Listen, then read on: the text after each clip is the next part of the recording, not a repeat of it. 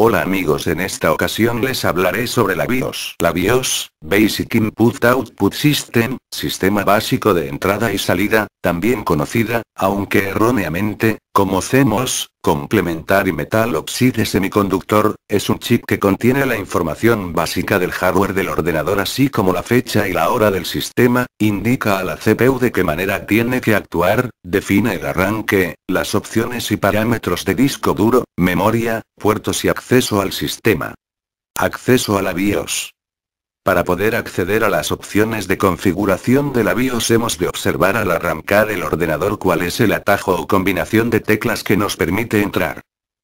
La mayoría de las veces podemos acceder pulsando la tecla del, suprimir, o una tecla de función, F1, F2, o pulsar simultáneamente varias teclas, como la tecla control, la tecla ESC, la tecla ALT. Existen infinidad de combinaciones dependiendo de la empresa fabricante y la versión de la BIOS.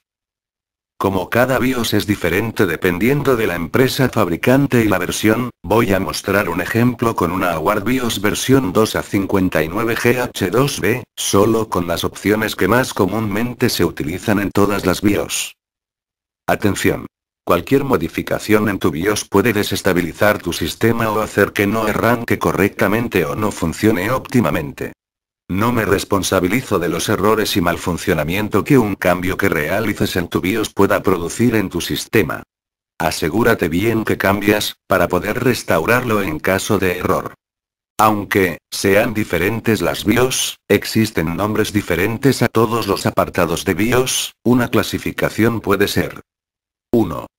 Configuración básica de parámetros, Standard CMOS Setup. 2. Opciones de BIOS, BIOS Features, Advanced Setup. 3. Configuración avanzada y chipset, Chipset Features. 4. Password, periféricos, discos duros, etc. 5. Otras utilidades. Bajo el primer punto, se puede encontrar la configuración de la fecha y hora, los discos duros conectados y BIOS SATA, y la memoria conectada entre otras cosas. En el punto 2.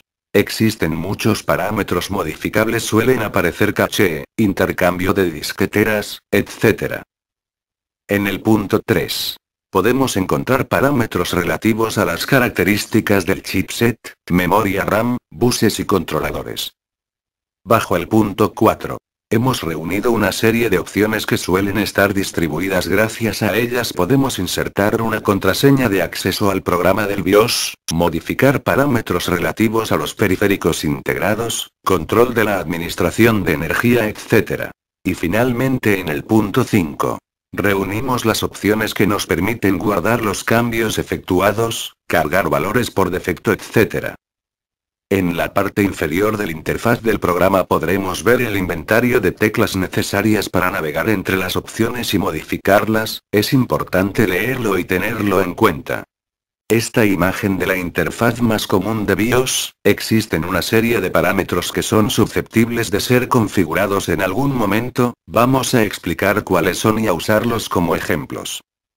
1. Secuencia de arranque. Esto le indica al BIOS, a qué unidad ha de ir, para buscar el arranque del sistema operativo. La secuencia indica, el orden en que se buscaran, en las unidades. Antiguamente el orden solía marcar, A, C, S, el cual marcaba que debía buscar primero en la unidad, A, disquetera, posteriormente en, C, disco duro principal. Gracias a esto se podía arrancar el ordenador con un disco de arranque antes que el sistema operativo. Hoy en día esto ha cambiado en muchos casos cuando se necesita arrancar de un CD.